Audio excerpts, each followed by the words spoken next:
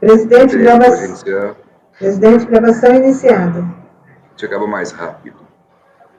27 foi retirado de pauta, a solicitação da PGFN. Voltei para o primeiro da pauta da tarde.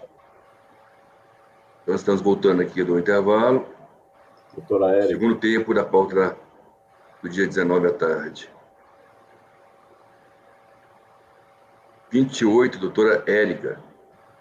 Recorrente, Santa Lavínia, Comércio e Exportação. Prestado Fazenda. São dois. São dois iguais.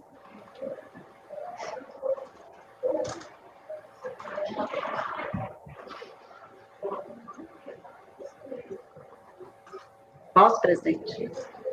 Sim, com a palavra relatora. Então, vamos lá. Aqui é um recurso especial do sujeito passivo, quanto a código 3402-07030, cuja emenda foi a seguinte: recurso voluntário e tempestividade. O prazo estabelecido no artigo 33 do decreto 70.235 para interposição de recurso voluntário é de 30 dias contado da ciência da decisão de primeira instância. Não se toma conhecimento do voluntário interposto após a expiração do tritídio legal. O contribuinte apresentou um recurso especial suscitando juízo quanto à aferição da tempestividade do recurso voluntário. O recurso foi admitido, conforme despacho de folha 172 a 178, a Fazenda apresentou contra-razões, manifestando pelo não provimento do recurso do contribuinte. É o relatório em síntese, já vou direto para o voto, conheço do recurso. Então, o mérito. No mérito da divergência, né, de respeito à tempestividade, o decreto 70.235 determina em seu artigo 5º os critérios de contagem de prazos processuais de seguintes termos. Os prazos serão contínuos, excluindo na sua contagem o dia do início e incluindo-se o do vencimento. Os prazos só se iniciam ou vencem no dia de expediente normal no órgão que ocorra o processo onde deva ser praticado o ato. Como se verifica, o artigo 5º do decreto, acima destacado, ao estabelecer os critérios de contagem processual, fixa os seguintes diretrizes gerais para a contagem de prazo. Continuidade, uma vez iniciada a contagem, nela se inclui os finais de semana e feriados. Exclusão do dia do início. O dia do início será o dia em que se considera intimado o sujeito passivo, e esse dia sempre será considerado na contagem do prazo. Inclusão do dia do vencimento. O último dia para praticar o ato processual é aquele que recai o termo final do prazo. Início e vencimento em dia de expediente normal. Os prazos somente se iniciam ou se encerram no dia de expediente normal. A decisão recorrida entendeu da seguinte forma: conforme se verifica nos autos, a ciência do acordo da DNJ ocorreu na forma presumida pelo discurso do prazo no dia 27 de 12 de 2014, sábado. O artigo 5º, caput do parágrafo do decreto tal estabelece os prazos tal, vou pular aqui. Assim, a contagem dos 30 dias começou em 29 de 2 de 2014, segunda-feira, e terminou em 27 de 1 de 2015, terça-feira, tendo sido apresentado no dia 28 de janeiro o recurso voluntário, é intempestivo. Entende que assiste razão contribuinte quanto à tempestividade. A tempestividade do recurso voluntário afeta a contar da data do segundo dia útil após o primeiro dia útil que o contribuinte tiver aberta a mensagem eletrônica. Cito aqui de novo, aqui, ó.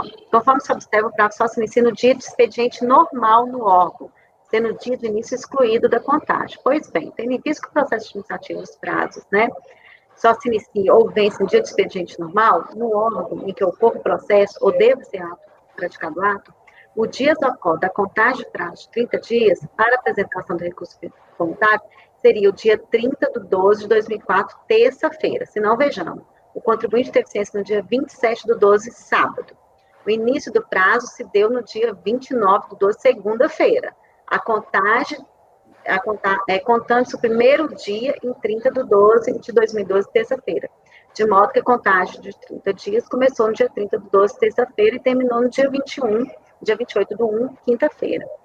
Aí, diante disso, eu estou conhecendo o recurso especial, eu estou dando provimento ao recurso especial do contribuinte e, declarando retorno da turma COP para que fizesse análise do recurso voluntário do contribuinte. Isso aqui é complicado, que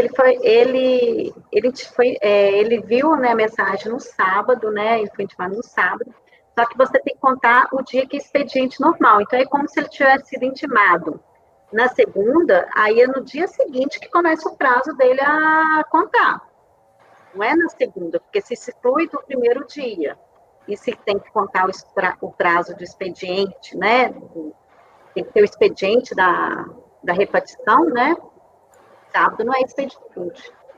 Então, diante disso, eu considero que no dia expediente, segunda-feira, então eu considero que ele foi intimado na segunda, se exclui o primeiro dia e começa a contar o primeiro dia seguinte.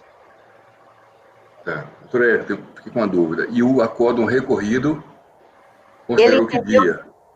entendeu que é segunda-feira. Segunda-feira seria... Entendeu que já começou a iniciar o prazo na segunda-feira. Só que eles aqui fala, tem que ser tinha que ter expediente, né? Tem que ser aqui, ó. Os prazos só se inicia ou vence no dia de expediente normal. Sábado não é, ele foi intimado no sábado. Sábado não é expediente normal. Ah, Doutor Jorge quer falar. Doutor Jorge quer falar. quem? Ah, o Jorge, doutor Jorge. A minha pergunta é a seguinte, doutora Érica. Que tipo de ciência presumida que ele teve? Se é por edital, a contagem é diferente. Hã? Se a ciência dele for por edital... Não é edital, não. Não foi edital, não. Foi aquela leitura no endereço eletrônico? Foi por decurso de prazo. É decurso de prazo de 15 dias da disponibilidade do documento. Do documento no registro eletrônico do contribuinte, na caixa postal eletrônica.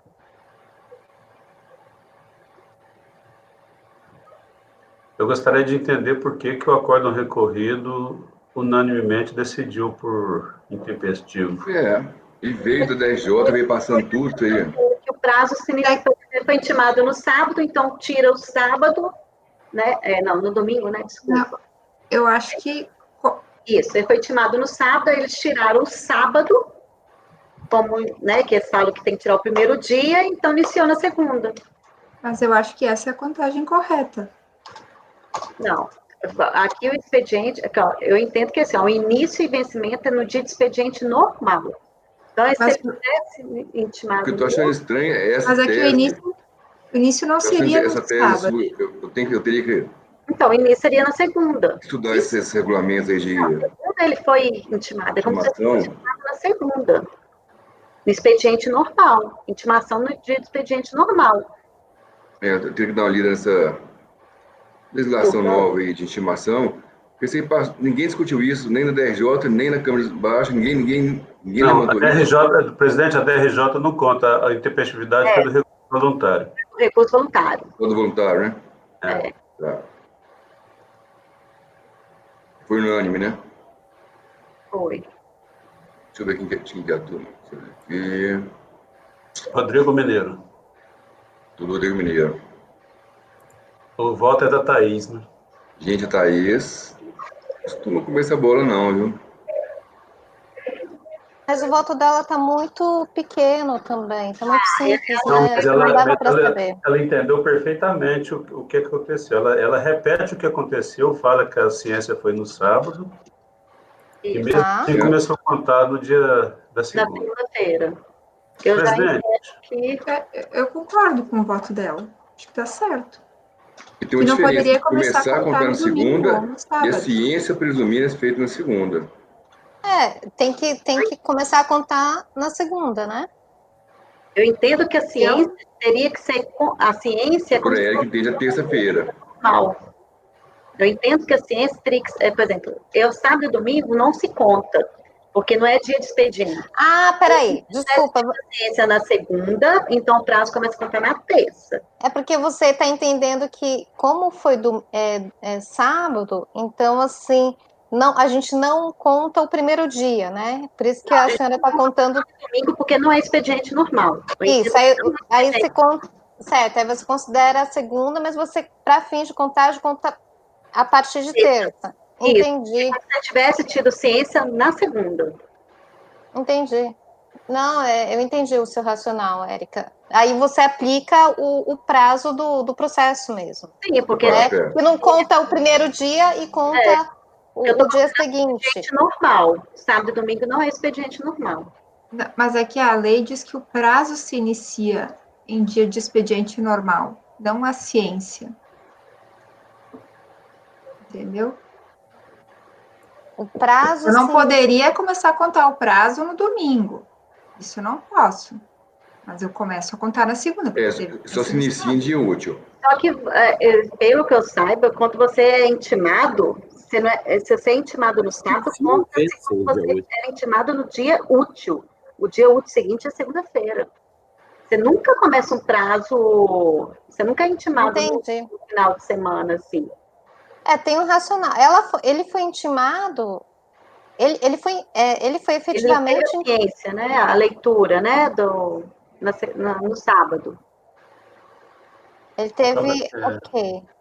Presidente, colegas, é o seguinte, numa primeira leitura da legislação, a minha tendência é concordar com a doutora Érica.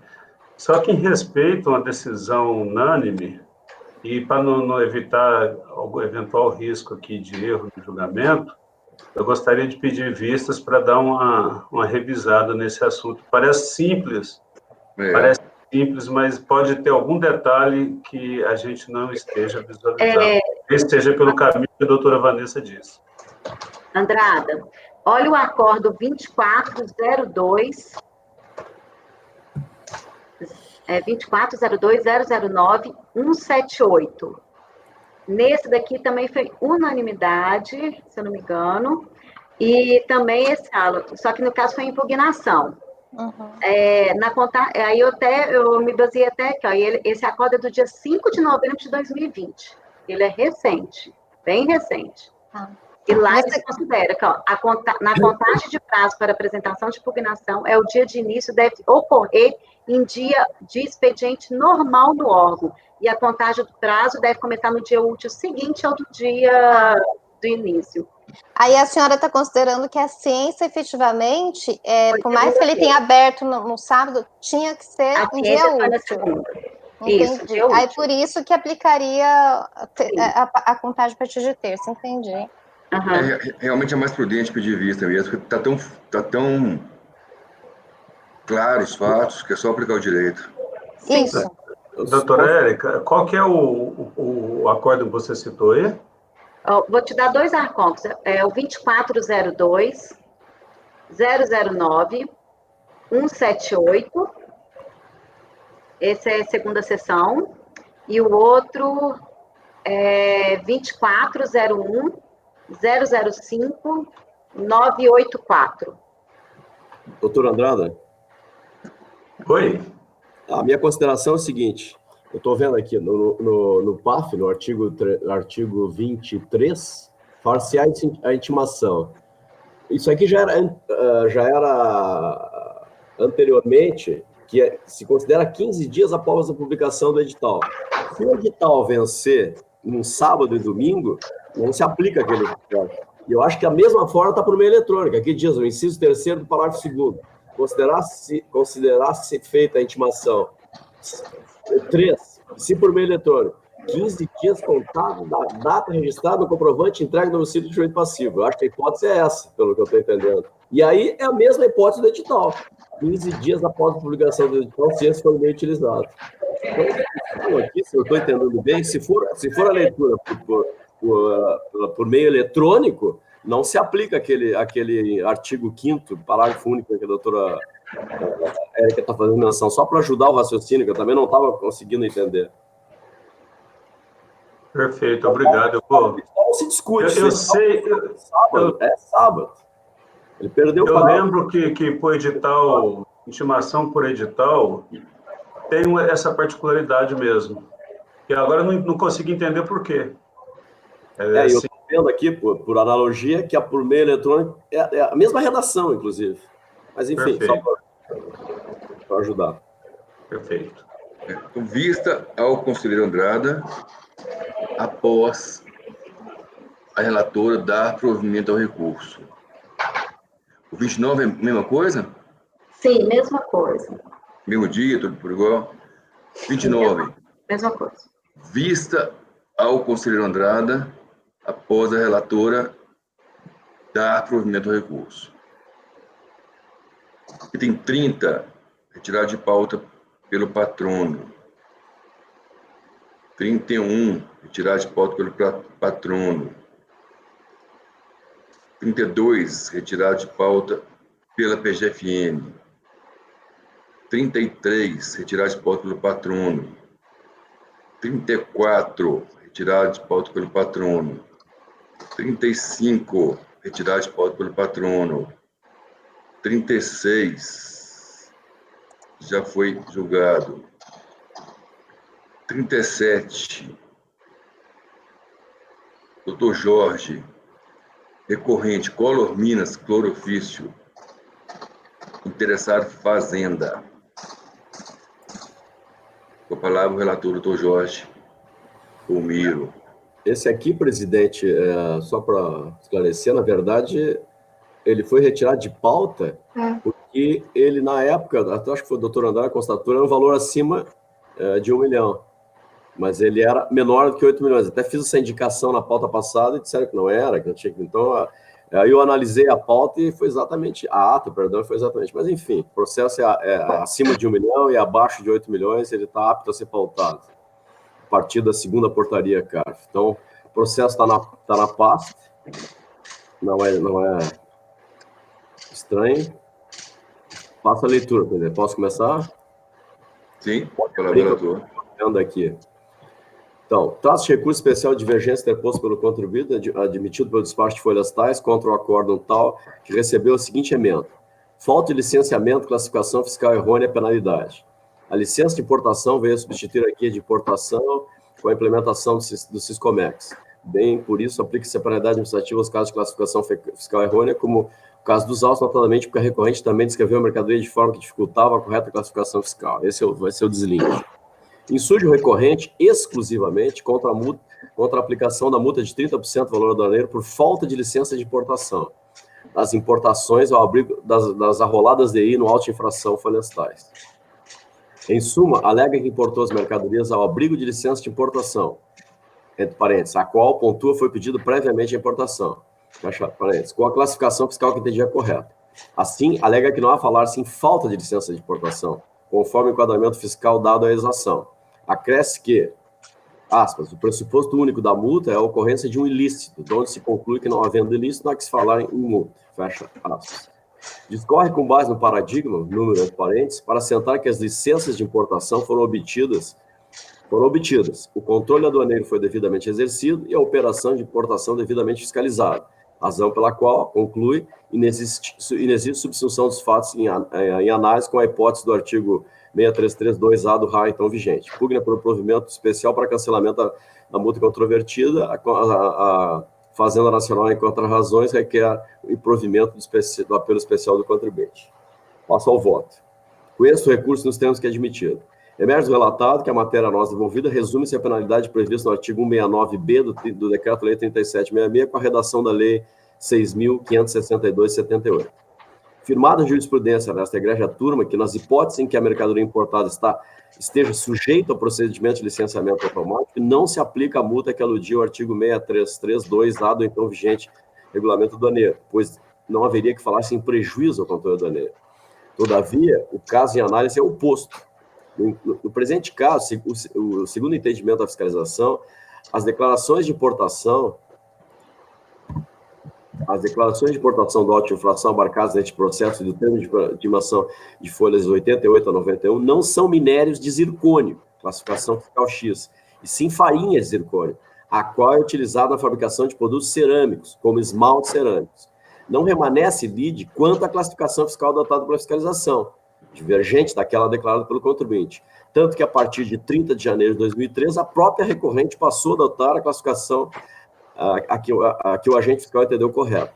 Em todas as declarações de importação, não há informação acerca da utilização do produto na preparação dos esmaltes cerâmicos. Assim, na espécie, inaplicáveis atos declaratórios COSIT 10 e 12, âmbito de 97. Os referidos atos declaratórios submetem à concessão do benefício ali contido a correta descrição da mercadoria, sendo que não se pode aceitar como correta a descrição da mercadoria por parte da impugnante diante de ausência da indicação da utilização da mercadoria na preparação de cerâmicos. Assim, a motivação para a imposição da penalidade no comento é a descrição incorreta do produto, sem apresentar todos os elementos necessários à identificação. e não se a descrição feita pelo contribuinte descaracterizaria ou não a operação original, ou seja, se seria necessária uma nova licença de importação. Ou, aqui eu vou corrigir para não ter dois ou seja. Então, concluindo, em relação à mercadoria reclassificada e cuja descrição do documento de importação não permitia a correta classificação fiscal, não possuía a devida licença de importação. E tampouco qualquer das mercadorias estariam sujeitas a licenciamento automático. Portanto, entendo que é evidente que houve prejuízo ao controle administrativo das importações anuais, restando caracterizada a incidência da penalidade esculpida no artigo 169B do 3766 da Lei 6.562 de 78. E na sessão passada, presidente, processo seu, que eu não estou com o número do acordo, mas eu tenho o número do processo, o acordo que eu copiei, julgamos no mesmo sentido. Eram duas matérias, mas nessa matéria julgamos nesse sentido. Então, só para... Eu não botei aqui, vou colocar depois que tiver o número do acordo. Então, é disposto, presidente, deve ser mantido o recorrido. Conheço o recurso contribuinte e nego-lhe provimento. É o meu voto. Doutor Andrada.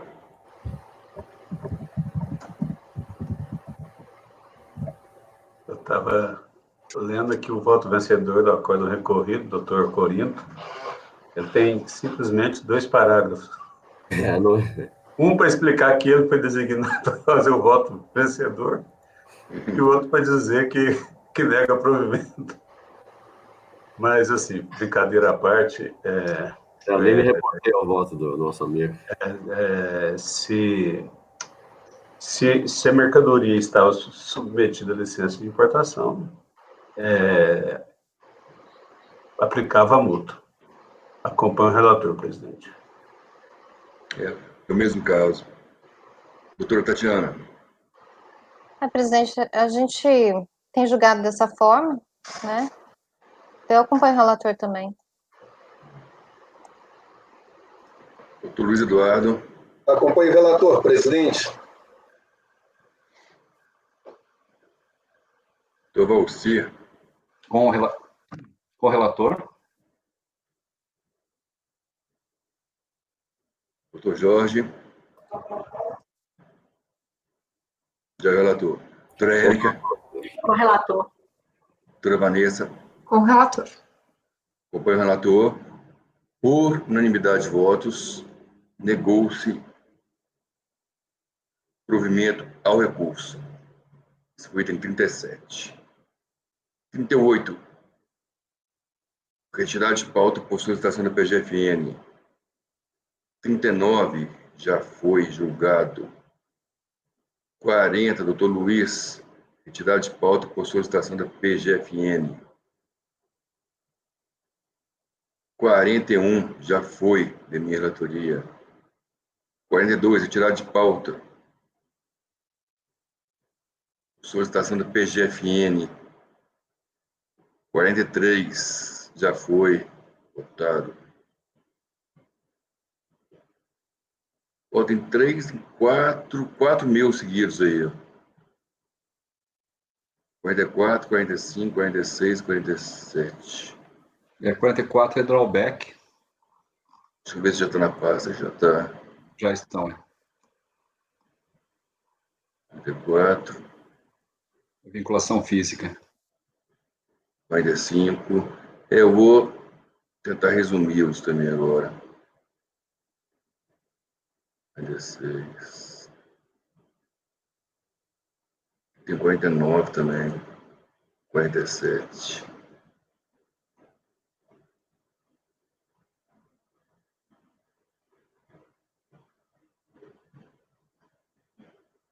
Tem uma carreirinha boa aqui dos meus, viu?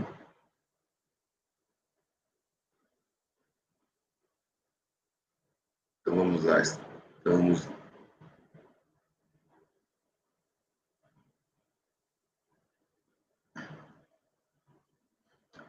Item 44. Recorrente Terfani. Interessado Fazenda.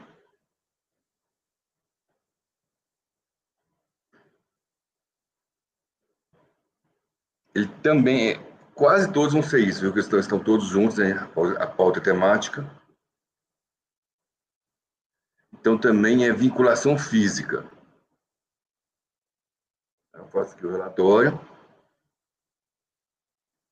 A divergência suscitada no recurso especial diz respeito à necessidade em que haja vinculação física entre o insumo importado e o insumo exportado. Então, somente essa matéria de direito. O recurso foi admitido e, por outras razões também, pede que seja mantida a decisão. Igual o outro, estou negando o provimento ao recurso especial do contribuinte. Doutora Andrada. Acompanho o relator, presidente. Doutora Tatiana. Bom, matéria já conhecida, eu vou pela fungibilidade, então peço ver no relator para abrir divergência. Doutor Luiz. Acompanho o relator, presidente. Doutor Valcia. Com o relator. Doutor Jorge. Com o relator, presidente. Doutora Érica. Com a divergência. Doutora Vanessa.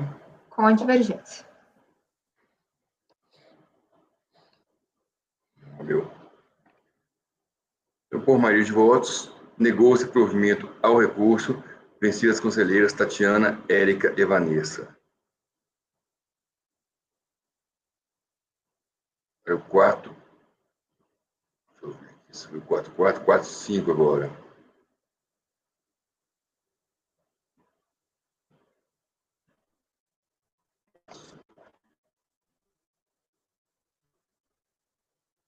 É um pouco mais complicado, mas também é recorrente.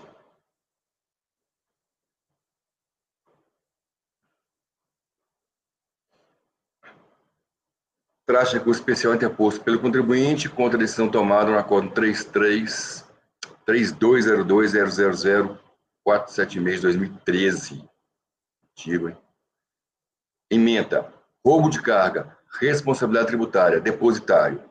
O roubo de carga não é excludente de responsabilidade tributária quando restarem não atendidas cumulativamente as condições de ausência de imputabilidade, de inevitabilidade e irresistibilidade, na forma do ato declaratório da Receita 12 de 2004. A divergência refere-se ao excludente de responsabilidade no caso de roubo de mercadorias, por caso fortuito ou furto maior. O recurso foi admitido e a Fazenda pede sempre que seja mantida a decisão recorrida.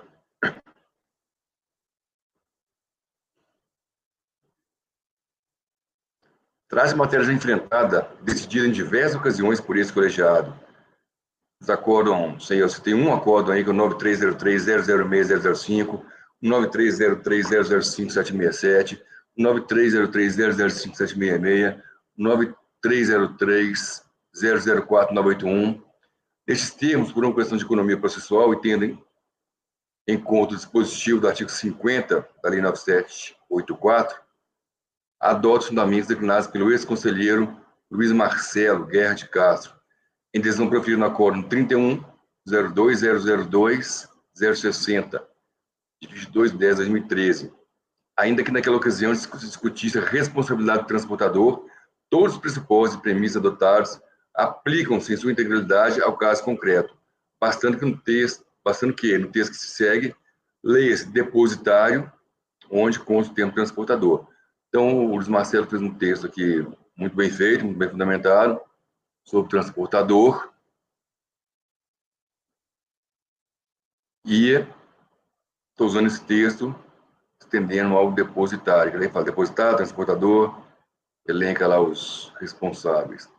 A toda evidência, as conclusões do voto acima reproduzido são aplicáveis ao presente processo, já que o risco da subtração dos bens sob sua guarda também é inerente à atividade do depositário, constituindo-se assim naquilo que convencionou chamar de caso fortuito interno, cuja prevenção seria possível por medidas de implementação de melhores condições de segurança nas dependências onde a mercadoria estava depositada.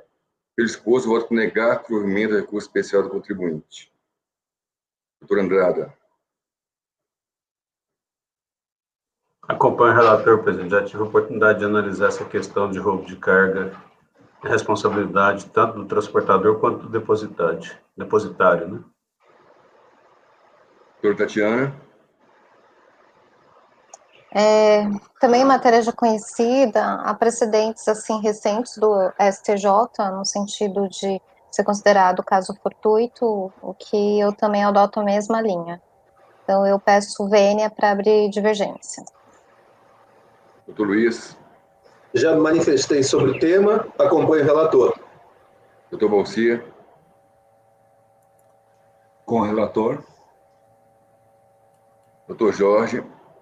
Também, presidente, já tive a oportunidade de relatar o recurso 93.003.007.712, que analisei essa matéria, e fiz menção ao acordo relatado pelo doutor Andrada, de número 93.003.004.716, de 21 de março de 2017. Então, acompanho o relator.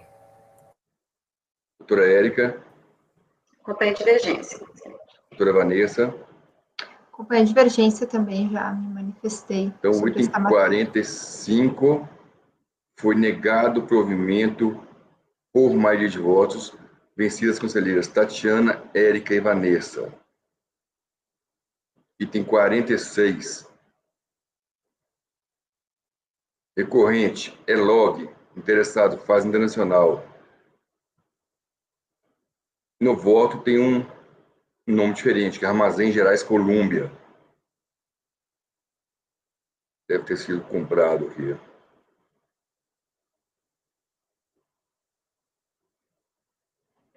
Também é o mesmo caso, só que vai ter um detalhe aqui a mais. Então, vamos lá.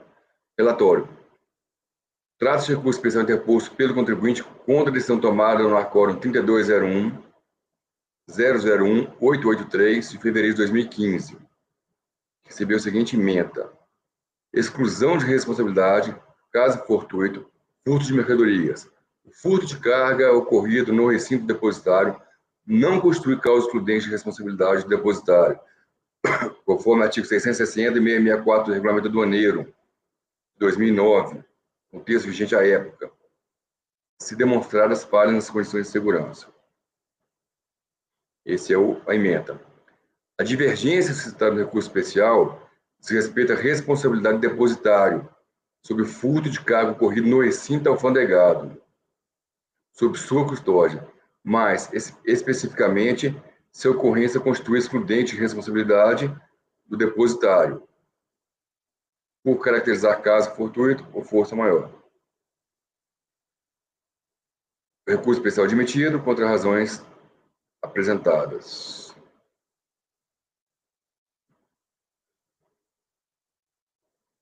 Analisando os requisitos de admissibilidade do recurso especial, chego à conclusão que não deve ser conhecido. De fato, as decisões paradigmas colacionadas pela parte retratam circunstâncias nas quais não há evidência de que o depositário tenha agido de forma desidiosa, como ocorreu no caso concreto. E mais, definitivamente, não foi essa a razão decidida das turmas que proferiram tais decisões, ou no mínimo isso não foi demonstrado pela recorrente no desenrolar das considerações do recurso especial. É o que se depreende do teor da defesa, se não vejamos. Item 18. Atendendo assim aos requisitos regimentais para comprovação da divergência, o recorrente indica 2 julgados transcritos abaixo como paradigma, cuja íntegra segue em anexo. Vistoria aduaneira, falta de mercadorias, furto qualificado por fraude, responsabilidade do tributário, caso fortuito ou força maior, constitui motivo de força maior, excludente de responsabilidade do depositário ou furto de carga sob sua guarda. É bastante para comprovar o furto registro da ocorrência policial, não refutada por denúncia de comunicação falsa de crime e nem desqualificada por culpa da vítima. 2. Vistoria aduaneira, exclusão de responsabilidade, caso fortuito ou força maior, roubo ou furto de mercadorias comprovado. Roubo de carga à mão armada comprovado, ocorrido dentro do depósito aduaneiro, que é o porto seco, constitui causa excludente de responsabilidade do depositário, no caso de falta de mercadoria apurada em processo de vistoria aduaneira. É outra cor, 3202-000175. Aí vem eu. E tampouco se extrai das tabelas com as quais a recorrente faz a análise comparativa das decisões outra conclusão, conforme se observa as folhas 405 e 406. Contudo, foi precisamente essa a razão de decidir o acórdão recorrido. Veja as ressalvas feitas pela relatora. Diz a relatora: observe-se que, na jurisprudência administrativa, encontram-se diversas decisões nas quais se qualifica como caso fortuito ou força maior o extravio de mercadorias mediante roubo à mão armada, situação que o depositário está impotente e também é destinatário da obrigação estatal de prover segurança pública aos cidadãos. Contudo, no caso de furto, e mais especificamente no caso concreto, em que, embora concretizado o furto, este ocorreu sem ao menos a recorrente dar-se conta, alegando que pilhas de contêineres obstruíram as câmeras de segurança. Verifica-se que não houve condições de segurança compatíveis com a responsabilidade de um depositário. A própria recorrente, indiretamente, reconhece as falhas do seu sistema de segurança, quando alega que demitiu funcionários, trocou a empresa prestadora de serviços de segurança e alterou o processo de controle após o desaparecimento do container. Portanto, análise das condições nas quais ocorreu o furto da mercadoria revelam que não é possível excluir a responsabilidade tributária da recorrente, como já julgado pela Câmara Superior de Recursos Fiscais em caso análogo. Agora digo eu. Dessa forma, entendo que o recurso não pode ser admitido pela flagrante ausência de evidências que as decisões comparadas tenham dado entendimento divergente à matéria neste controvertida. Essa é o voto do não conhecimento. A partir daqui já é mérito. Então, vamos votar o conhecimento. Doutor Andrada? Concordo com o não conhecimento, presidente. Acompanho o relator. Doutora Tatiana? Me parece que as situações são diferentes. Eu acompanho o relator. Doutor Luiz? Essa é difícil, presidente. Estou bem...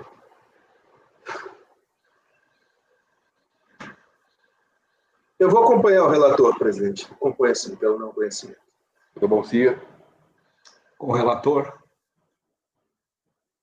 Doutor Jorge? Com o relator. Doutora Érica? Com o relator. Doutora Vanessa? Só um minutinho, presidente, que eu estou terminando de verificar aqui o paradigma.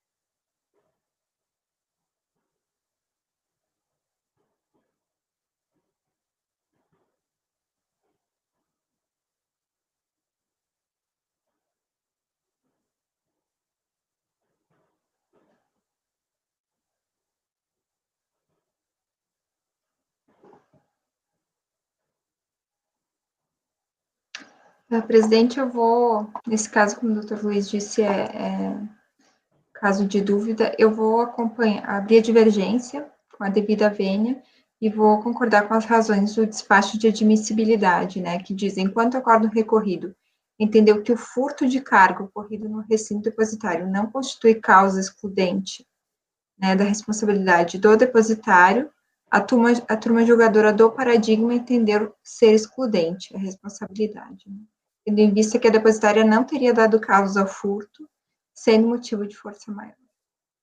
Eu entendo que é possível conhecer.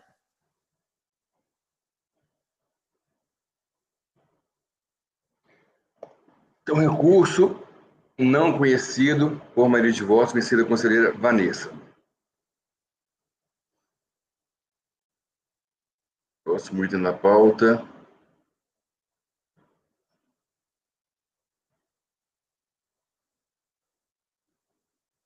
Item 47, também de minha relatoria. Deve estar aberto por aí também.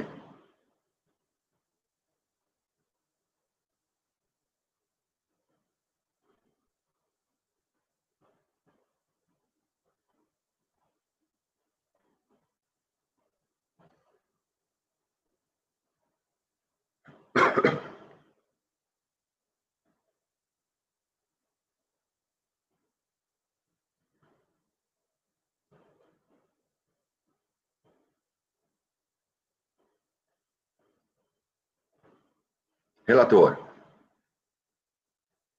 Trata-se de recurso especial interposto pelo contribuinte contra a decisão tomada no acordo 3202-00163-2010. Aí segue a ementa.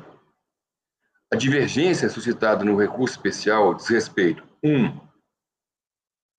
Ao cerceamento do direito de defesa pelo indeferimento sumário do pedido de produção de provas, realização de diligência. 2. Responsabilidade do depositário, nas hipóteses de roubo e furto de cargas, que é o mesmo caso do outro.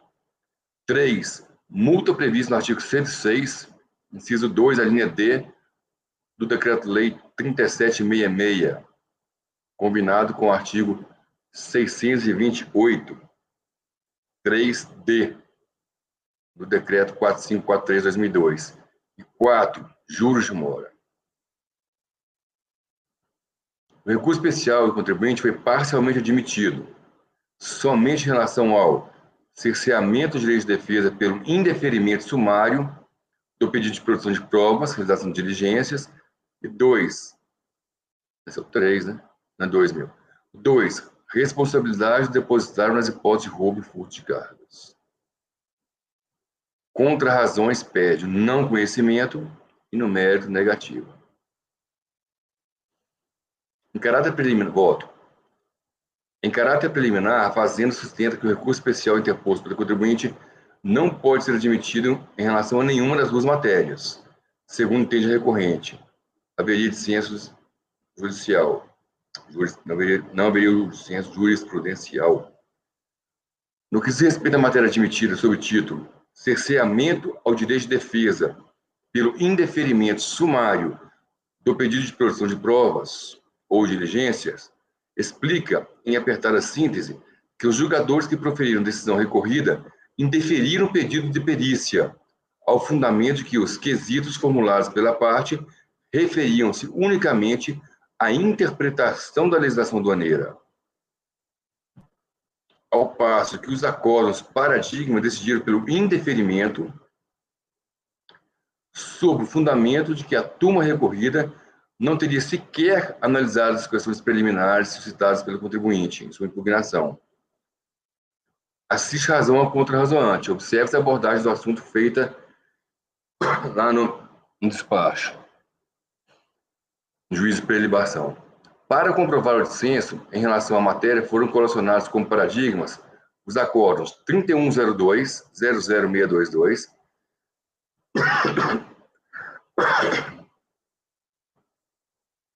e 32-33-320. A emenda do acórdão 3102-00622. Processo administrativo fiscal, questões preliminares, ausência de apreciação, cerceamento de defesa, ocorrência, acórdão recorrido, nulidade. A omissão no acórdão recorrido da apreciação de questões preliminares, inclusive pedido de diligência suscitados na peça impugnatória, por constituir cerceamento do direito de defesa, acarreta a ineficácia do ato administrativo, por vício formal insanável. Cujo remédio processual adequado é a declaração de nulidade, para que nova seja proferida em boa e devida forma, saneando o feito, e dela sendo intimada a impugnante, facultando-lhe prazo legal para a prestação do recurso. Aí que o processo foi anulado. Acórdão 32, 33, 302, 33, 320. Preterição do direito de defesa, nulidade. O não atendimento ao pleito do sujeito passivo de realização de diligência, aqui no caso era um exame laboratorial, para a produção de prova pretendida, caracteriza a preterição do seu direito de ampla defesa, em desrespeito às disposições do artigo 5º, inciso 55, da Constituição Federal. Acolhe-se a preliminar de nulidade da decisão da primeira instância, a fim que seja realizada a perícia requerida. Então, também. A divergência foi suscitada pelo sujeito passivo, em razão da decisão recorrida ter negado o pedido de diligência. Só que aqui mostra por que foi negado. Voto recorrido agora.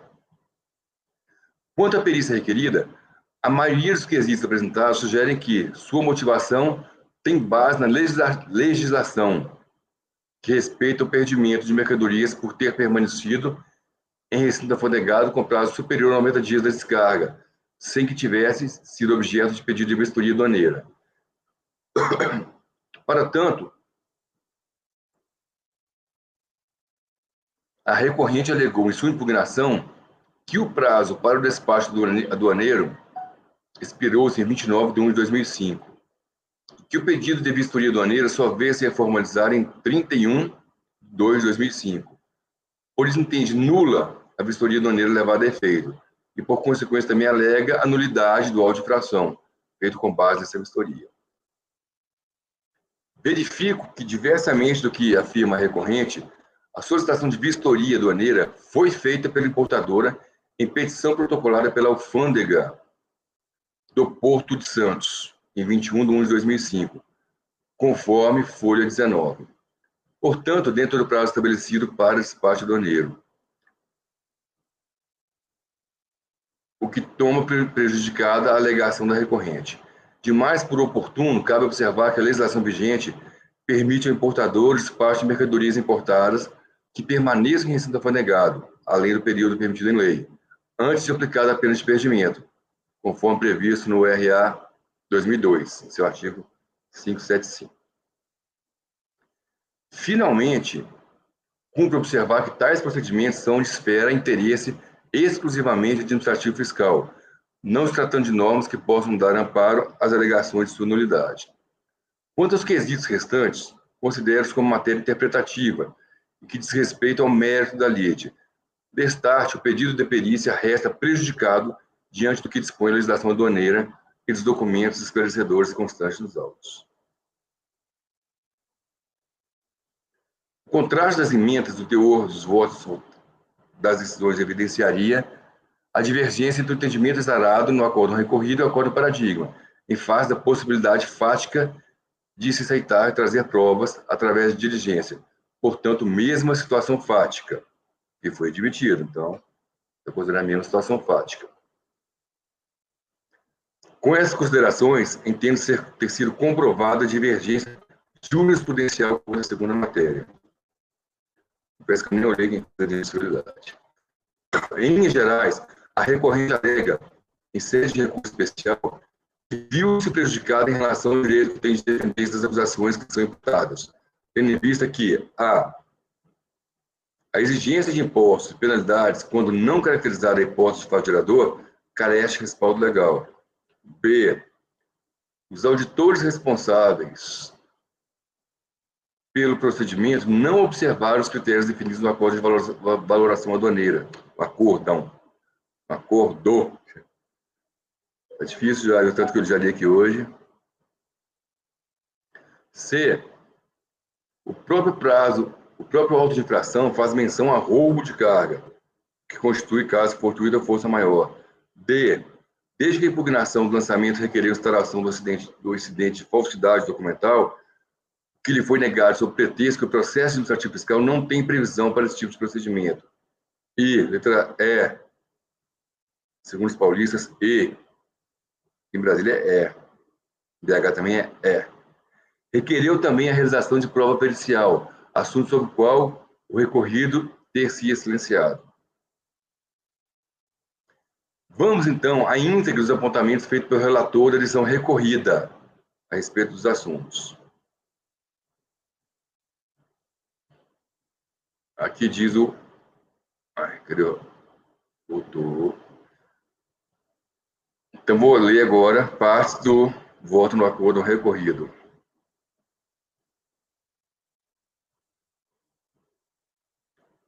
No que respeita às preliminares e nulidades da auto-infração, cumpre observar que, isso aqui é o acordo recorrido, a.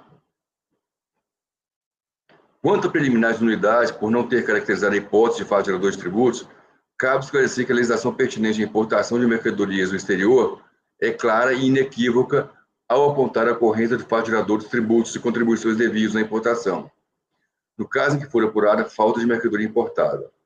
Com efeito, no que respeita ao imposto de importação, tal previsão legal está incerta no Artigo 1º, parágrafo 2º, Decreto-Lei 3766.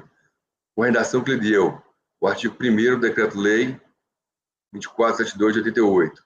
Da mesma forma, há previsão de fato gerador na falta de mercadorias da Lei Básica do IPI. Aqui eu não vou ler todo o voto do relator, porque não vai ser tão importante. Portanto, vai ser a conclusão que eu chego aqui. A toda evidência, não houve qualquer espécie de omissão por parte do acordo recorrido em relação aos preliminares arguidos pela parte, tal como aconteceu no caso do acordo paradigma. Nessas condições, impossível identificar divergência da interpretação na legislação tributária. Já o segundo paradigma apresentado, 302, 33, 320, considerou nula a adesão que negou o pedido de realização do exame laboratorial, matéria substancialmente distinta, em sua essência, da que é tratada no vertente de processo. De fato, a adesão tomada no acordo paradigma 302, 320, está associada à necessidade de obtenção de melhores esclarecimentos merceológicos. Logicamente, se o colegiado considerou nula a decisão que negou o pedido de realização de perícia, foi porque pareceu-lhe necessário identificar melhor a mercadoria objeto da lide. Salta aos olhos a discrepância entre as razões de decidir de um e de outro. Neste, os fundamentos que deram aso à rejeição do pedido de nulidade da decisão de primeira instância estão associados ao fato de que os quesitos apresentados apontavam para a interpretação da legislação que disciplina o perdimento das mercadorias, ou tratavam-se de matéria interpretativa, relacionadas ao mérito da lide. O colegiado, ora recorrido, considerou que tais esclarecimentos fugiam ao escopo da legislação que previa o direito ao pedido de realização de diligência por parte do contribuinte. Naquele, tratava-se de um pedido de realização de exames laboratoriais, assunto especificado de forma textual na legislação de regência. Daí que é o artigo 16. E melhor sorte não assiste a recorrente em relação à segunda matéria. O primeiro acordo no paradigma, 303-32629, com bem apontado pela contra-razoante, já havia sido reformado à época da interposição do recurso, protocolado em 9/2/2011. A reforma ocorreu na sessão de julgamento realizada em 8/9/2008, por meio do acórdão 03-06-056. Já o segundo paradigma, que é o 301-28-363, trata de uma situação bastante peculiar, caracterizada, essa sim, como força maior. Como se pode constatar com naturalidade e sem margem para dúvidas, a situação fática observada no acórdão paradigma é absolutamente distinta da que é identificada no presente processo. Observe-se como a relatora do paradigma fundamenta sua decisão. Diz a relatora do paradigma. A decisão de primeiro grau julgou improcedente a notificação de lançamento contra a recorrente, ante as fartas provas anexadas ao processo, comprovando de forma inequívoca a ocorrência de força maior, durante o período que a mercadoria esteve sob a custódia do depositário, ora recorrente, ocorreram enchentes nos estados de São Paulo, tendo sido inclusive noticiados em jornais anexados aos processos. Ou seja, também não há como reconhecer a ocorrência de dissenso jurisprudencial, pois no recorrido não há evidência de nenhum evento com tais proporções, mas apenas de roubo de carga sob custódia do depositário. Observem-se que os argumentos expendidos pela própria recorrente em sede de recurso especial, quando, a meu ver, deixa claro que trata do tipo de ocorrência que tem sido tratada e definida pelos tribunais superiores em caso fortuito interno, já que é inerente à atividade do responsável pela custódia da mercadoria. Item 3.14. Portanto, não pode, ora recorrente, que não detém o poder de polícia, que compete ao Estado, responder pela ação delituosa de uma quadrilha organizada que há muito age junto a vários recintos alfandegários, situados junto ao Porto de Santos, ou seja, sem responsabilidade pelo roubo furto do contêiner, já mencionado de suas instalações, conforme fato a prova documental já colecionada aos autos. Aqui acaba a admissibilidade. Doutora Andrada, essa foi grande. Acompanho o relator, presidente. Doutora Tatiana. Também acompanho o relator, presidente. Doutor Luiz Eduardo. Presidente, sua análise da primeira matéria está claríssima, não deixa dúvida. E da segunda matéria é muito parecida com a do processo anterior, mas a diferença fática é mais gritante aqui. Então, eu tenho mais tranquilidade em acompanhar o não conhecimento. Acompanho o relator. Doutor Balcia. Com o relator. Doutor Jorge. Com o relator, presidente. Doutora Érica. Com o relator, presidente. Doutora Vanessa. Nesse caso, também acompanho o relator. O presidente ficou bem esclarecida essa diferença. Por unanimidade, item 47, recorrente de Libra Terminais, interessado Fazenda Nacional. Por unanimidade de votos, não se conheceu do recurso especial. Item 48, doutor Luiz Eduardo, recorrente Unilever Brasil, interessado Fazenda. Perfeitamente, presidente. Já se encontra na pasta compartilhada a minuta. Trata-se de imposto de importação. Período 11 de março de 1998. E o assunto de fundo é classificação fiscal de mercadorias. Trata-se de um recurso do contribuinte. Originalmente, o que aconteceu aqui foi um pedido de restituição de imposto de importação pago a maior. E deixa eu explicar passo a passo o que aconteceu. Originalmente foi feita a importação do produto denominado Nikon ATC White, entre parênteses, tetracetillenodiamina, estabilizado com carboximetil e celulose sódica. Bom, esse produto, originalmente, o contribuinte classificou na NCM 29.22.30.90, cuja alíquota de importação era de apenas 2%. A fiscalização, então, discordou dessa classificação, determinou o código 38249090 com alíquota de 14%, e depois essa alíquota para essa posição foi alterada para 17%. O contribuinte, muito bem, aqueceu e passou a utilizar essa nova classificação dada pela fiscalização e recolheu o imposto de importação na alíquota majorada. Mas, posteriormente, foi exarada uma decisão, a decisão Diana SRRF, 8ª Região, número 319. Essa decisão é de 29 de junho de 98. Determinando a classificação e as alíquotas originais, ou seja, 2%. Muito bem. Por fim, sobreveio a decisão de ANA SRF, da 8ª Região, número 5, de 2001, que tornou nula aquela de 98, que é a 319, e voltou a cobrar 17%. Foi essa ida e vinda, ou seja, há um interregno entre junho de 98 e abril de 2001, no qual tem uma decisão da Receita Federal aquecendo que a alíquota deveria ser 2%, período no qual estava sendo recolhido pelo contribuinte 14,17%. Muito bem. O contribuinte alega que a primeira decisão, então, deve ser aplicada retroativamente ao período de 98, ao período aqui que é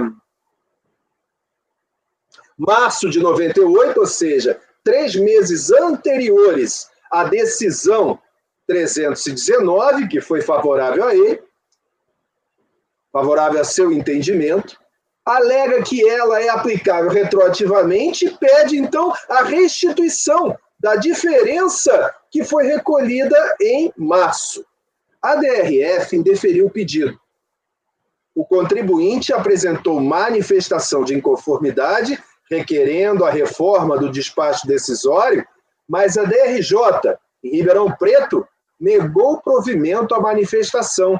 Ela disse que a solução de consulta tornada insubsistente não tem efeitos retroativos. Foi esse o entendimento da decisão de primeira instância. Pois bem, foi apresentado recurso voluntário, repisando os argumentos da impugnação, e a decisão recorrida, acórdão 3201-004-397, negou provimento ao voluntário. Em face dessa decisão, o sujeito passivo apresentou recurso especial para discutir os efeitos da alteração de entendimento de solução de consulta. Trouxe como paradigma o acórdão 3302-006-115 e alegou que a alteração de entendimento proferida em solução de consulta, formulada pelo contribuinte com base em fato determinado, somente pode produzir efeitos em relação a fatos geradores ocorridos após a ciência da consulente acerca do novo entendimento, ou então da publicação na imprensa oficial do texto que revoga a interpretação anterior. Foi dado seguimento ao recurso especial e, em contrarrazões, a Fazenda pede apenas negativa de provimento ao recurso especial para manutenção da decisão recorrida. É o relatório. Posso passar ao voto? Perfeitamente. Senhores, para mim a divergência é clara, conheço, e a matéria que está em discussão é quais seriam os efeitos da alteração de entendimento da solução de consulta.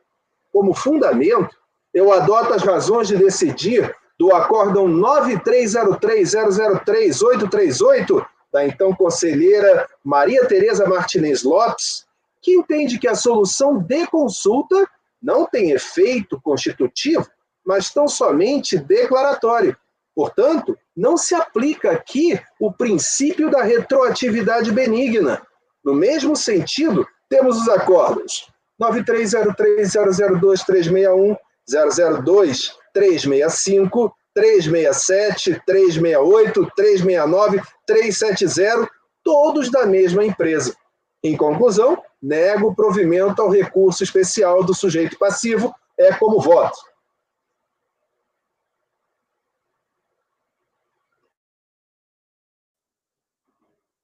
Doutor Andrada. Eu me lembro bem dessa discussão, nós enfrentamos, eu vi que os acordos que o doutor Luiz citou aí, nenhum é da minha época, mas nós já julgamos essa questão posteriormente, depois que eu entrei. Mas isso é irrelevante. Eu acompanho o relator, presidente.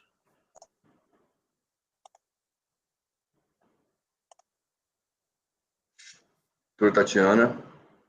Bom, realmente a gente já julgou essa matéria.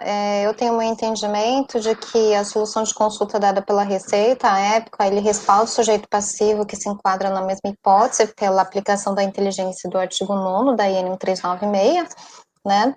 E a interpretação superveniente, ela se aplicaria a partir da data da sua publicação, porque é uma alteração de entendimento, né?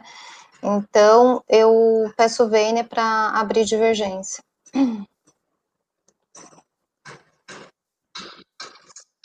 Doutor Balcir. Com o relator. Doutor Jorge. Com o relator. Doutora Érica. Só para lembrar vocês, né, essa questão da solução de consulta, o acórdão é o 9303-006-837, do relator Demis Brito. Aí estava o Andrada, estava participando, o Jorge, aí só não estava participando mesmo, o doutor Luiz estava participando também desse julgamento, né? Somente o doutor Valcir que não. Nesse processo aqui, até a conselheira Tatiana apresentou declaração de voto. Acompanha a divergência, presidente. Por favor, pode repetir o número do acórdão, só para eu anotar no... 303 006 837. Obrigado. De 2018.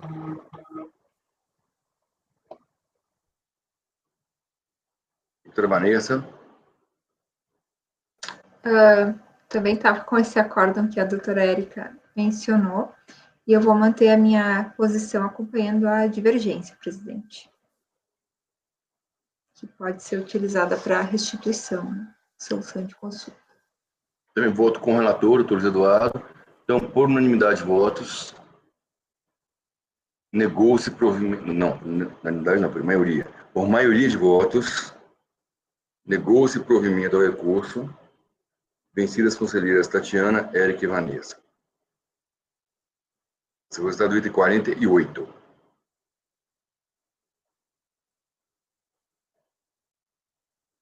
Item 49.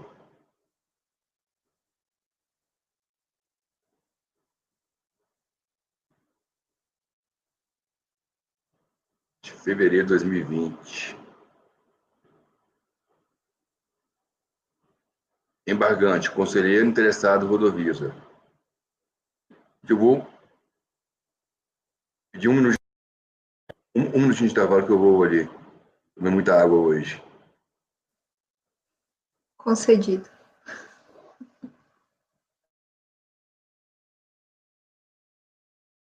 Está sem áudio, doutor Luiz. Está sendo gravado ainda, né? Eu vou manter a gravação, ele não interrompeu, eu não vou interromper também, fica assim. Ok, Mantemos a gravação, Ana Tereza?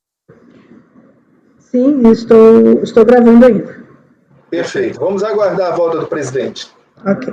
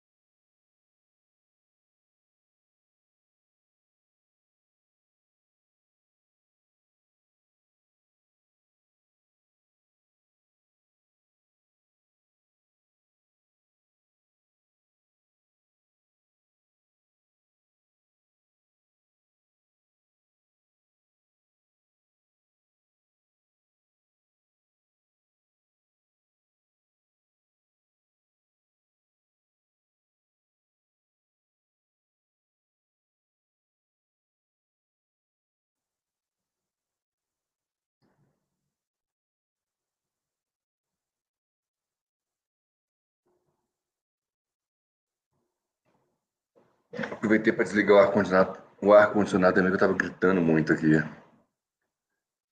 É muito barulhento. E estou ficando sem voz, então.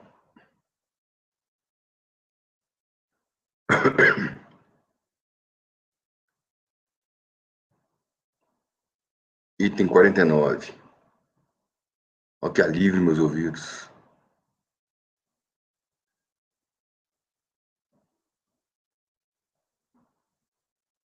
Relatório.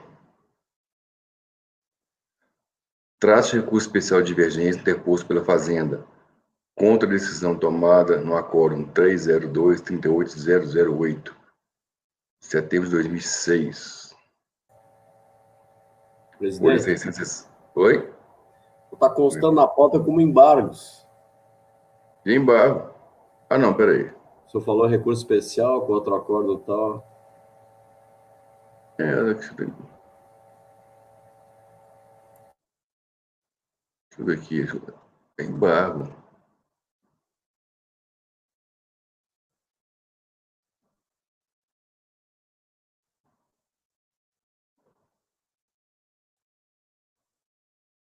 eu ver o final aqui.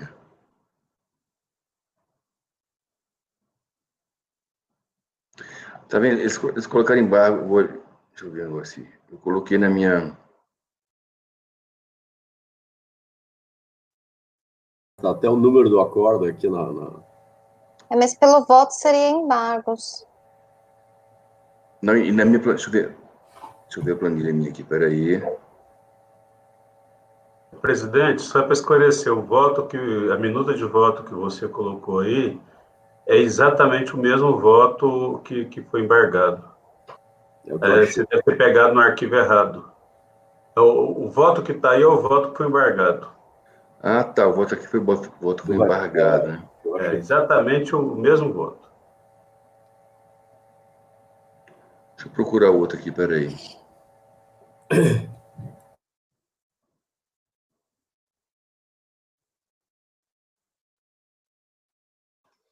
O 49, né? Deixa eu procurar outro aqui na minha pasta aqui, peraí. É o 49. Engraçado que no processo eu não encontrei os embargos. Será que está em um desses despachos? Não sei se alguém já encontrou. Não, peraí que eu tenho que...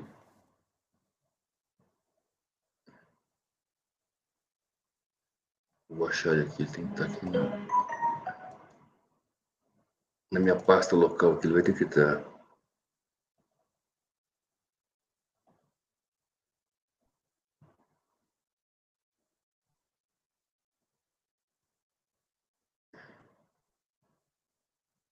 É 52 que eu estou falando nele.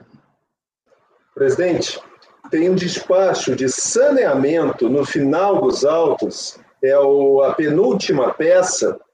Esse despacho de saneamento, ele está assinado pela senhora presidente e está recebendo a comunicação do lapso manifesto como embargos inominados e determinando o retorno ao relator. Então, isso supre qualquer análise de admissibilidade de embargo, porque é a mesma autoridade determinando a aplicação do mesmo dispositivo de embargos inominados. E, presidente, realmente o acórdão aqui que está sendo embargado, o assunto realmente está imposto de renda à pessoa física, que eu acho que foi isso que foi embargado, presidente. Exatamente isso. Peraí que eu tenho que achar ele aqui, peraí. Eu acho que seria imposto sobre importação, eu acho. Mas na nova decisão está processo administrativo fiscal. Nessa que o doutor Rodrigo colocou na pasta, o assunto já está processo administrativo fiscal. Posso ler, presidente, o que a senhora presidente da Câmara Superior determinou, que fica muito fácil? É um parágrafo. Pode ler à vontade. Diante desse contexto, acolhe a comunicação do lapso manifesto constante do despacho de encaminhamento de folha 797 e oponho, no bojo do presente despacho, os competentes embargos inominados, para que seja prolatado novo acórdão nos moldes determinados pelos artigos 66 do regulamento do CARF, regimento interno do CARF, e 67 do decreto 7574/2011. Lembrando que esse artigo 67 do decreto que regulamenta o PAF diz que todo lapso manifesto tem que ser corrigido mediante prolação de novo acórdão. Agora, com letras grafadas em negrito, com a correção do campo assunto do acórdão número 93030182, de 12 de fevereiro de 2020, de imposto sobre a renda de pessoa física para imposto sobre a importação. Só isso. Então, esse seria embargos acolhidos, e providos sem efeitos infringentes. Sem efeitos infringentes.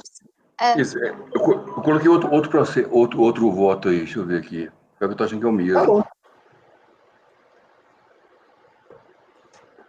Peraí. Vou ter a conclusão aqui. Não, O voto que você colocou é igual ao anterior, só que mudou o assunto para o processo administrativo fiscal. Na verdade, é um acórdão simples de embargo, como disse o doutor Luiz, alterando o assunto do processo, do constante do acordo embargado.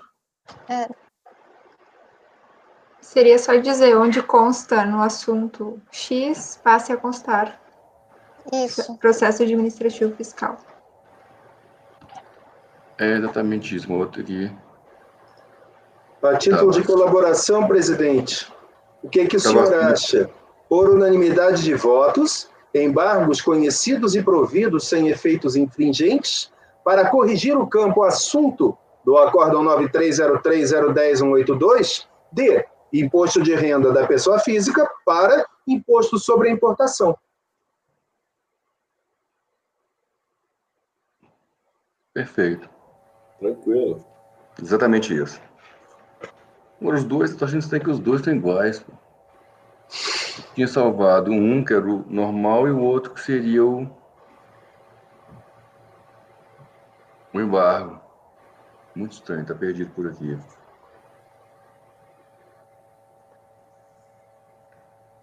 Tá bom, então vamos ficar assim. Alguém discorda? Eu vou trocar só o assunto. Uhum. Então, trocar o assunto de imposto de renda da pessoa física por imposto de importação. Só cuidar, presidente, que na sua minuta, essa da pasta está processo administrativo fiscal. Não? Aí só alterar. A única diferença desse para o outro é isso aqui. É. Processo administrativo fiscal. Não... Mas não dá para manter esse voto em nada aí. Não, em nada. Pode ser alterado completamente. Não, totalmente. É só pegar o embargo do presidente. O despacho e considerá-lo. E considerar. Todo mundo concorda com essa decisão, então, a proposta pelo Luiz? Sim, presidente. Da minha parte. Todo mundo concorda? Então, por unanimidade de votos, embargos acolhidos, sem efeitos infringentes, somente para modificar o campo assunto na ementa. Acolhidos e providos, sem efeitos infringentes. Isso, acolhidos e providos sem efeitos infringentes. Da seguinte forma, né? Eu coloco, onde se lê imposto de renda da pessoa física, leia-se imposto sobre importação. Nem sei como passou isso aqui, porque normalmente trava, normalmente ele não valida quando é alguma coisa assim. Tá todo mundo de acordo? Então ficou dessa forma. Ok. Ok.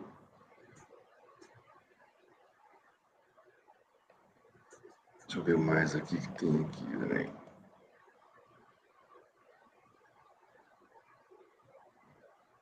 Esse foi o 49. 50. Falta só 53. Não, 50. Frente Oeste Comércio Limitada, retirada de pauta por solicitação da PGFN. 51, doutor Valci, também retirada de pauta por solicitação do patrono.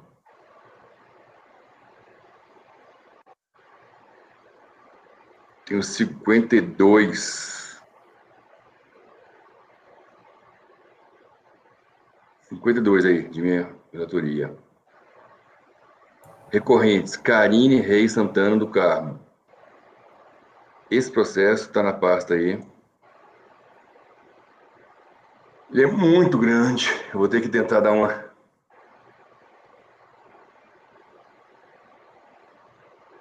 Ele tem 15 páginas aqui. Esse é o último, pelo que eu vi, né? Da tarde de hoje. Acho que é. Vou explicar aqui, então. O relatório está mais detalhado, aí eu explico o voto.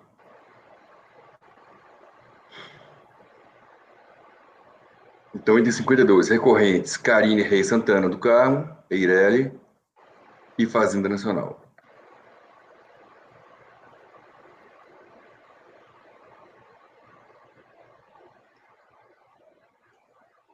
Vou ler o relatório, depois vou ler a ementa, mais fácil. Trata-se de recursos especiais interpostos tempestivamente pela Fazenda e contribuinte. Conta código 3401 de 003-244-2016. O colegiado da Câmara Baixa, por maioria de votos, deu provimento parcial ao recurso voluntário do contribuinte, nos termos da ementa na parte que interessa. Assunto: regimes aduaneiros. Dano ao erário, perdimento, disposição legal. Nos artigos 23 e 24 do Decreto-Lei 1455/76, enumeram-se as infrações que, por constituir um dano ao erário,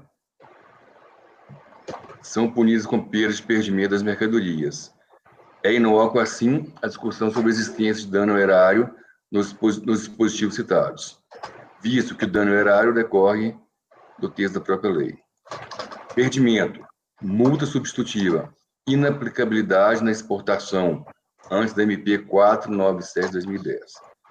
A multa substitutiva do perdimento prevista no parágrafo 3º, artigo 23 do Decreto-Lei 1455/76, com aprovação dada pela Lei 10.637, é inaplicável à exportação por trazer base imponível relacionada estritamente à importação, o valor do aneiro. A multa substitutiva de perdimento passa a ser devida na exportação somente a partir de 28/7/2010, inclusive data de publicação da MP 497/2010, e posteriormente na Lei 12.350. Aqui o acórdão, a emenda do acórdão recorrido. Intimado daquele acórdão,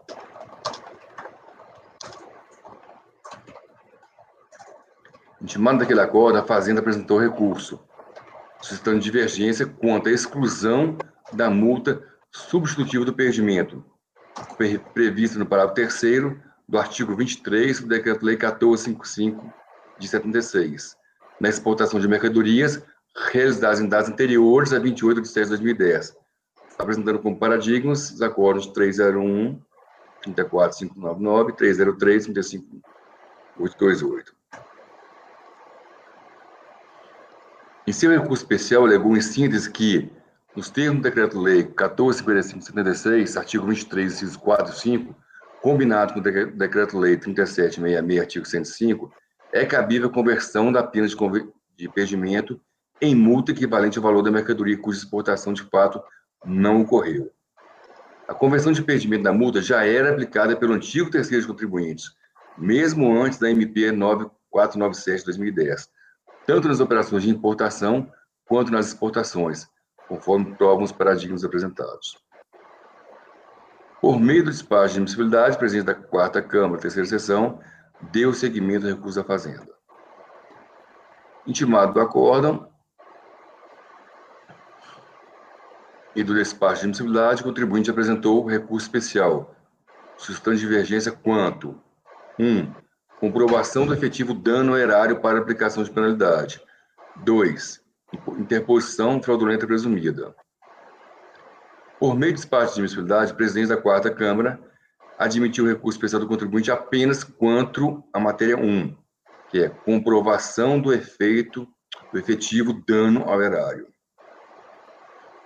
Inconformado com o segmento parcial do seu recurso, interpôs agravo, visando a dimissão integral, ou seja, também quanto ao item 2. O agravo foi rejeitado. Quanto à matéria admitida, o contribuinte alegou a inexistência de exportação e, portanto, dano ao erário. As operações realizadas foram vendas internas a consumidores estrangeiros. Os indícios apontados pela fiscalização como caracterizadores da interposição fraudulenta de terceiros são frágeis e não se sustentam, assim não houve dano ao erário. Tanto a Fazenda Nacional como o contribuinte apresentaram contra-razões aos recursos especiais interpostos, cada um deles pugnando pela manutenção do acordo recorrido na parte que beneficiou um e outro, respectivamente. Voto. Os recursos apresentados atendem aos pressupostos de admissibilidade previstos no artigo 67, assim devem ser conhecidos. A Fazenda suscitou divergência quanto à exclusão da multa substitutiva de perdimento prevista no artigo 3º do Decreto-Lei 1455, na exportação de mercadorias realizadas em datas anteriores a 28/7/2010. Aí eu apliquei um voto do Andrada, como é matéria recorrente, peguei um voto de 2019. Quem quiser olhar o acordo é 9303-008-722. O que, em resumo,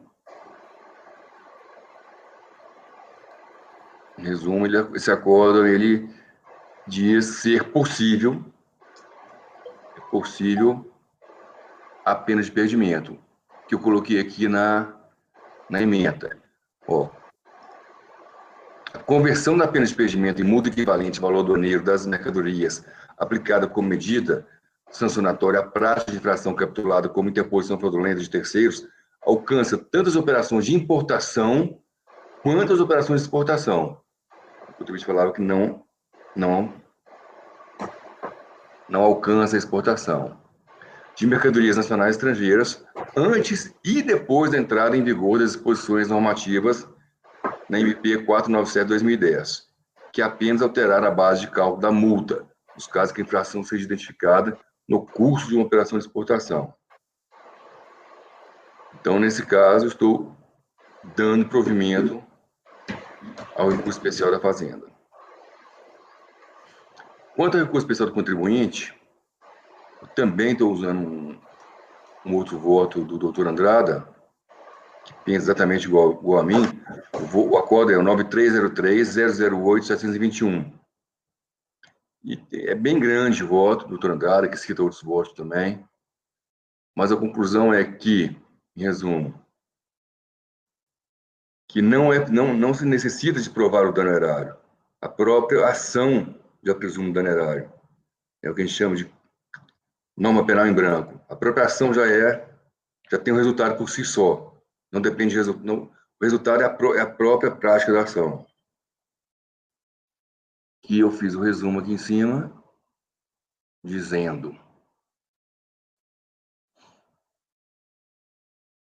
constitui infração por dano erário a ocultação do sujeito passivo, do real vendedor, comprador ou do responsável pela operação. A conduta é penada com perdimento de mercadorias, convertida em multa equivalente ao seu valor aduaneiro, caso elas não sejam localizadas ou tenham sido consumidas. A penalidade decorrente da infração por interposição fraudulenta coíbe a conduta do administrado. Não depende da efetiva natureza e extensão dos efeitos, e nem da demonstração pelo fisco da presença do elemento volitivo dos atos praticados.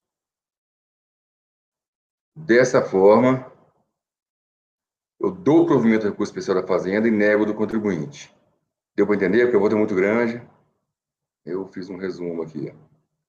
Então, primeiro vamos votar o recurso da Fazenda, que eu estou dando provimento para aplicar perdimento tanto na exportação como na importação. Doutor Andrada, concorda com o seu voto? Acompanho o relator, presidente. Doutora Tatiana.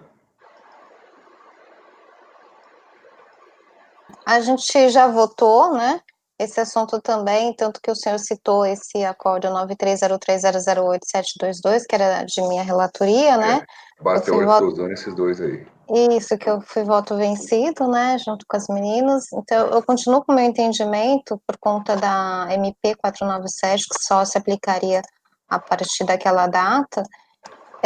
Então, eu peço vênia para abrir divergência. Doutor Luiz. Acompanho o relator, presidente. É aplicável tanto em importação quanto em exportação, meu entendimento é esse. Doutor Valcir. Estou um pouco em dúvida em relação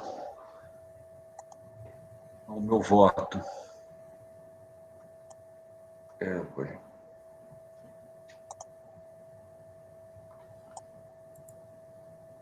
Eu considerei o voto todo, mas o resumo é esse, que o contribuinte defende que a pena de impedimento só pode ser aplicada na importação ou na exportação a partir da MP, e que antes disso não poderia.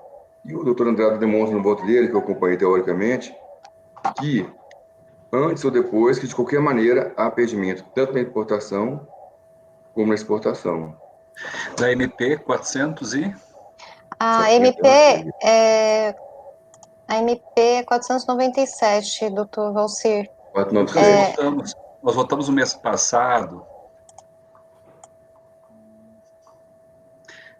Eu considero assim, né, que haja vista que a MP 497/2010 entrou em vigor no dia 28/7/2010 e em respeito ao princípio da irretroatividade das leis prestigiadas no CTN pelo artigo 1052 e artigo 144 do CTN, é de se concluir que a multa por infração, né, decorrente de interposição fraudulenta na exportação só pode ser aplicada para operações de exportação cujos fatos geradores tenham ocorrido posteriormente a 28/7/2010, não havendo penalidade para infração no período anterior. Mas é bem discutível a matéria, tá? Esse é o recorrido, Eu peço vistas, senhor presidente. É de vista, o voto é bem grande, vai dar... Quer que eu leia o voto todo? Eu já leio de uma vez aqui. Que se tira sua dúvida ou prefere pedir vista mesmo? Não, deixa ele pensar direitinho, mano. É, É bom que Perfeito. é uma Até questão de fato. Presidente, uma observação que eu ia fazer é que a divergência aberta pela doutora Tatiana seria consonância com esse trecho que ela acabou de ler, pelo provimento parcial do recurso da Procuradoria, que tem períodos posteriores a 2010. Ah, perfeito, doutora Vanessa, seria parcial. O que ela, eu vi que ela, a voto dela é exatamente esse, que só Isso. seria parcial, por quê? Porque só a partir da MP. Porque tem o período aqui, presidente, é 2007, qual que é? Deixa eu ver, é 2009 e 2011. Isso. Ah, perfeito. Eu vi que o Perfeito. período exatamente 1/6/2009 a 30/5/2011. Perfeito, então seria parcial mesmo, No presidente. seu caso, seria parcial. Sim, Eu tenho entendimento de que é 497, né, 2010, né? isso, Isso, Exportação, né? isso. isso. A multa decorrente da conversão em impedimento prescrita no parágrafo 3º do artigo 23 do Decreto-Lei 1455/1976, com a redação dada pela Lei 10.637/2002, é inaplicável à exportação. Essa é a posição que eu tive no mês passado, Ah, então o senhor dá provimento parcial também. por referir-se à base de cálculo relacionada estritamente à importação, valor aduaneiro. Eu fui voto vencido, e o doutor Andrada fez o voto vencedor. Esse é o entendimento que eu tinha na turma ordinária, por referir-se à base de cálculo relacionada estritamente à importação, valor aduaneiro. Apenas a partir de 28/7/2010, data da publicação da medida provisória 497, posteriormente convertida na Lei 12.350, que dá nova redação ao citado parágrafo 3º, é que se torna possível sua aplicação. Aqui é posterior ou anterior a 28/7/2010? A gente tem anterior e posterior, por isso que é dar provimento parcial. A minha... 9, 10 e 11. Então, 9 e 10. Então, 9, o meu seria parcial, então. Seu voto é Do ano 9 até dia 28/7/2010. Perfeito. Então, está resolvido. Isso, da Fazenda. Perfeito. E o contribuinte depois. Então, desiste da vista? Desisto da vista e voto, então, parcialmente. Doutor Jorge. Acompanho o relator, presidente. Acho que a nova redação só explicitou, mas não quer dizer que não tivesse antes em relação à exportação.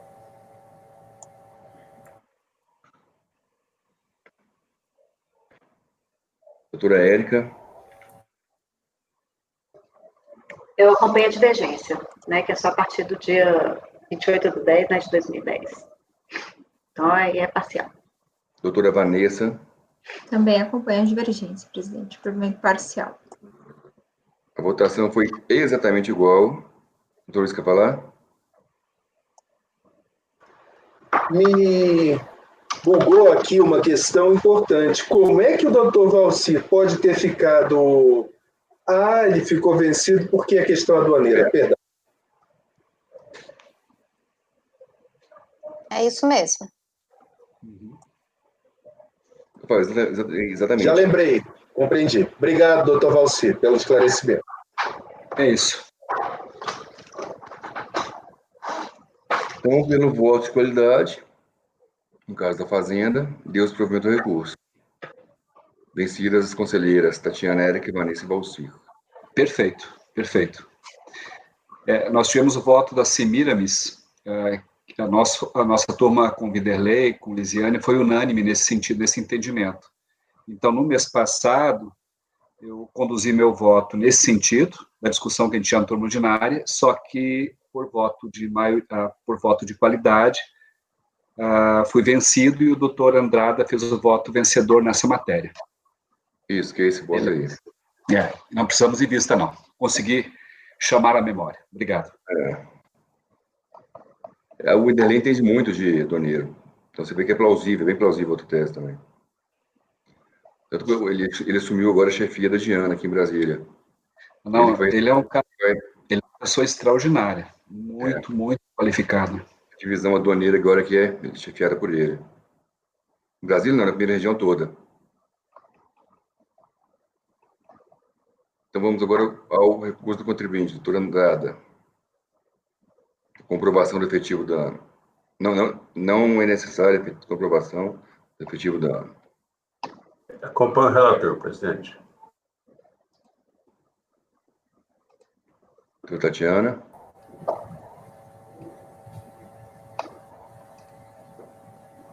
Está sem o microfone. Desculpa. É uma matéria também já conhecida, né? Inclusive, eu fui vencida nesse acórdão junto com as meninas, né? Então, assim, não há presunção, né? Nesse caso de interposição fraudulenta. Então, e como no mesmo caso aqui também não há simulação nem nada, então eu peço o N para abrir divergência. Doutor Luiz. Qual foi o relator? Doutor Balcia. Com o relator. Doutor Jorge. Com o relator. Doutora Érica. Com divergência. Doutora Vanessa. Acompanho a divergência. Então, quanto ao recurso do contribuinte, foi negado o provimento por maioria de votos. Vencidas as conselheiras Tatiana, Érica e Vanessa. Então, no final ficou o item 52, recorrentes Carine e Fazenda, contribuinte, Fazenda, foi dado provimento por voto de qualidade, vencidas as conselheiras Tatiana, Érica, Vanessa e Valcir, e o senhor não Valcir de conselheiras. No caso do recurso Sem problemas. do contribuinte, negado provimento por maioria de votos, vencidas as conselheiras Tatiana, Érica e Vanessa. Perfeito? Item 53, retirar de pauta. 54, retirar de pauta por solicitação da PGFN. 55 já foi votado. Já. Com isso, acabou a pauta. Vamos aqui para a gravação. Presidente, Parada. Presidente, gravação interrompida.